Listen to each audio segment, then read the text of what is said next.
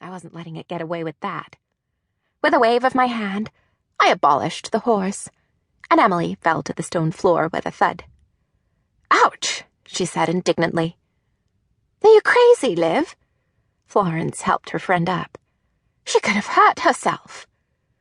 "My dream, my rules," I said, reaching for the doorknob. "And I really couldn't care less what people think about me." A snap of my fingers, and Emily, Florence, and all the rest of them turned into soap bubbles. They floated through the stairwell and burst, one by one, with a series of quiet pops. Satisfied, I slipped through the green door into the dream corridor outside. "Activate security protocol, Mr. Wu Mark III," I said quietly. If no one was listening, I liked talking to the door as if I were on the Starship Enterprise. Weirdly, and although I hadn't done anything to it myself, it had changed quite a lot over the last few weeks. While at first it had looked like the door of a cozy cottage in the Cotswolds, painted deep green, it now had 2 columns, one on each side, and an extra skylight above it. It was still green, but not such a dark green, more of a fresh, minty color. And as it now looked, it suited a mysterious Victorian villa rather than a cottage in the country. I connected the changes that had happened to the door with those I had gone through myself. I'd noticed the same thing happening to other doors in this labyrinth. Some just changed their color. The paint on others was peeling away.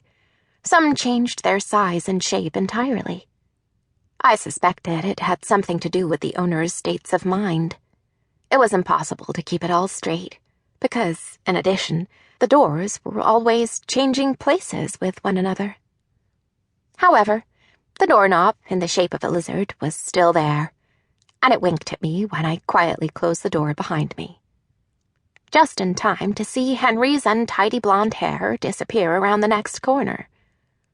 I was going to call his name, but then I didn't. Who knew how loud the echo might be in these corridors, and who or what might be enticed into investigating? Furthermore, where on earth was Henry off to?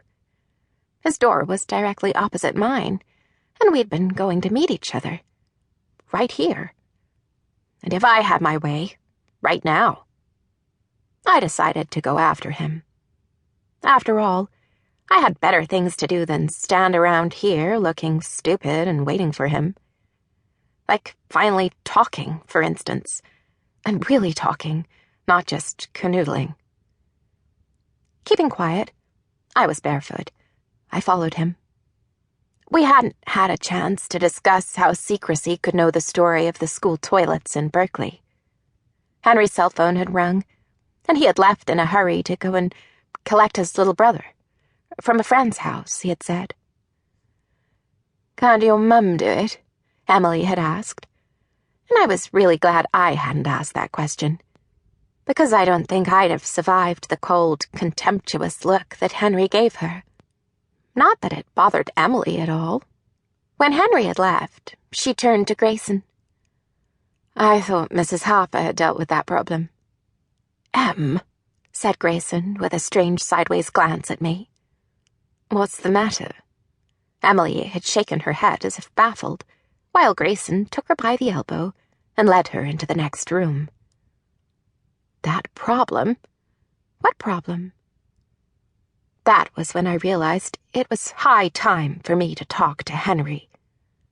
It was one thing that I knew so little about my boyfriend, or rather that he told me so little about himself. But the fact that even Emily was better informed than I was hurt me more than I liked to admit. Now and then I thought of probing, asking Henry all the questions that had come into my head as time passed. But then I didn't ask them after all. In movies and books, the hero's girlfriend who always wants to know everything usually turns out to be a silly cow and a control freak, and pretty soon she's the hero's ex-girlfriend.